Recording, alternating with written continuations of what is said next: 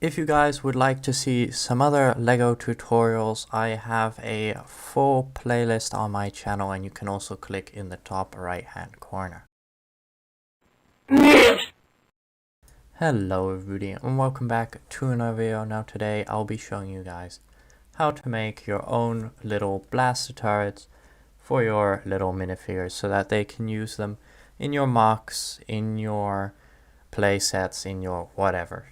Now I'm going to teach you guys 9 different unique turrets from the Battlefront games and from the movies, and we're going to be doing turrets from all eras, so no matter if you have a sequel era mock or a prequel era mock or just an original trilogy mock, you should be able to get some form of a turret that you can use.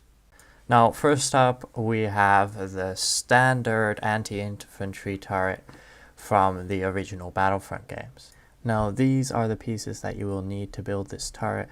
Now color doesn't matter, you can mix and match as you wish, but ideally you would use this kind of color combination, grays and then some black pieces.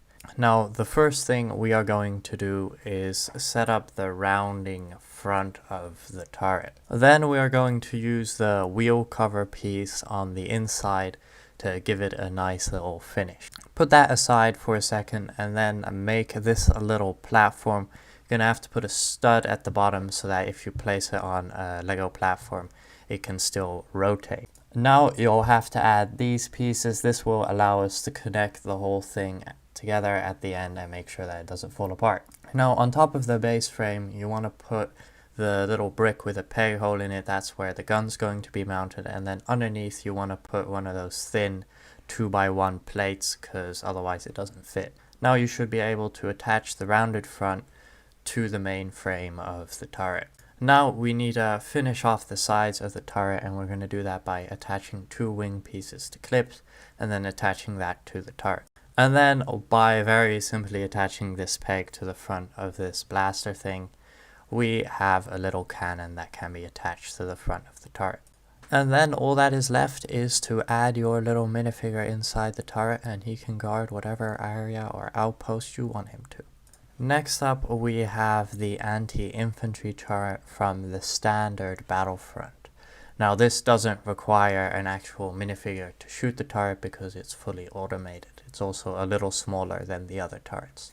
Here you can see the pieces that you will need. Once again, you don't have to specifically worry about color, but a kind of grayish color is generally the best. Now the first thing we want to do is create the tripod legs on which the turret eventually is going to sit. Then we are going to put that aside for a second, and we are going to create the main part of the turret, and we're going to be using a tiny set of binoculars as the scanner and 2 flick missiles as the barrels for the cannon. All that's left is to attach the 2 pieces together and you have your finished turret. Moving on, we have the anti-vehicle turret, which is also from the new Battlefront. Due to the similarity in the design, the pieces you need are very similar to the anti-infantry turret. Now the tripod stand is created in the same way as the one for the anti-infantry turret. The actual turret part is slightly different though, as it has 8 missiles instead of 2 barrels. At the end all you have to do is attach the 2 pieces together and you're done. Moving away from the Battlefront games and more towards the movies, from The Empire Strikes Back, we have the E-Web blast, which was used by snowtroopers during the Battle of Hoth. To make the E-Web blast, you're going to need these pieces. The little hose is especially hard to come by.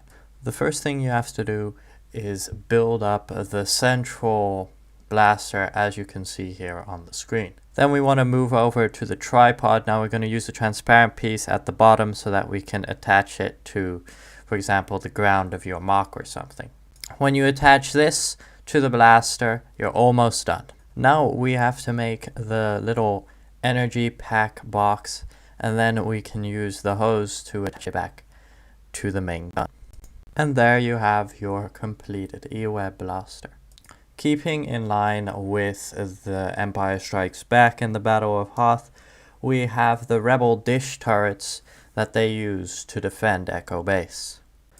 To make the Hoth dish turret, you're gonna need these pieces. Now you can see here that there are 7 little clip pieces, but 2 of them are a different color. That is because I just don't have that many clip pieces of the same color, and that might be an issue you guys will have as well.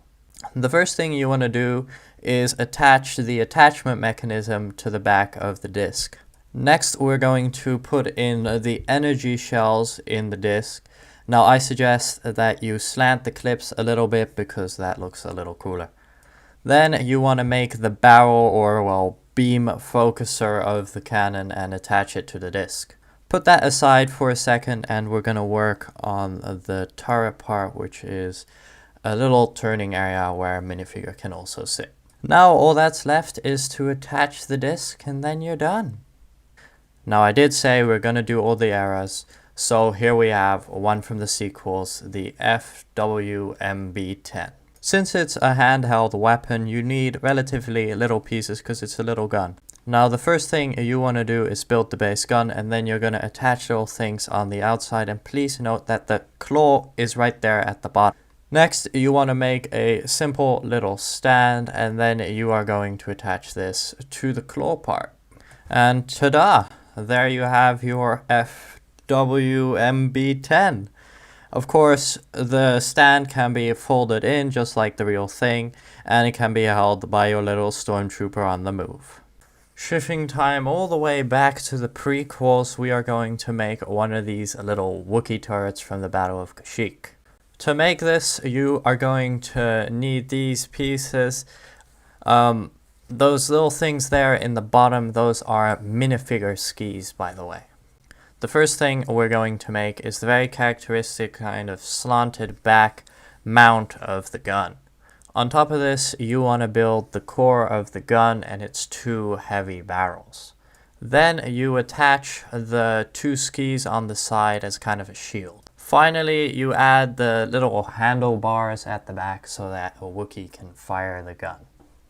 For the clones, we have this nice little light blaster cannon which can be used against infantry but also against vehicles. To make this cannon, you're gonna need these pieces. And now the little lightsaber blade can be any color because it's gonna be in the center of your weapon and no one's gonna see it anyway. Now the first thing you want to do is make the core of the weapon, and you're going to use the lightsaber blade as kind of the center of your barrel. After that, we're going to make the mount, and unlike most, which are 3-legged, this one is a 4-legged mount, and you're going to put a stud in the middle so that the blaster can rotate. Finally, just plop the blaster on top and you're ready to go.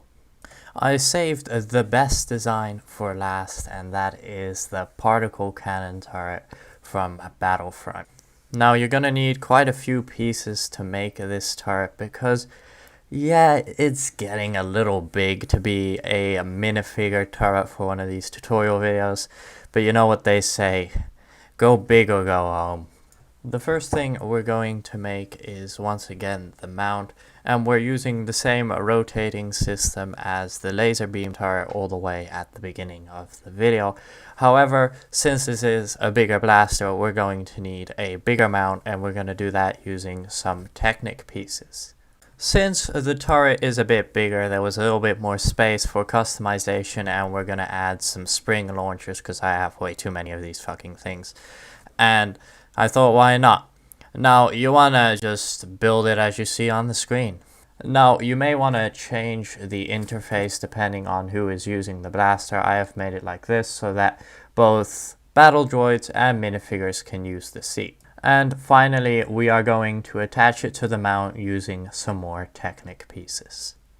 As you can see, this turret is a bit big and a bit off balance, so I suggest using a platform so that it can stand nicely. Well guys, that's going to be it for this video. I hope you enjoyed and I hope it was helpful. If you liked it, leave a like down below. And also, maybe consider subscribing to my channel because that really helps me out. And you can also click right over there to watch another video. Thank you all very much for watching, and I'll be seeing you next time.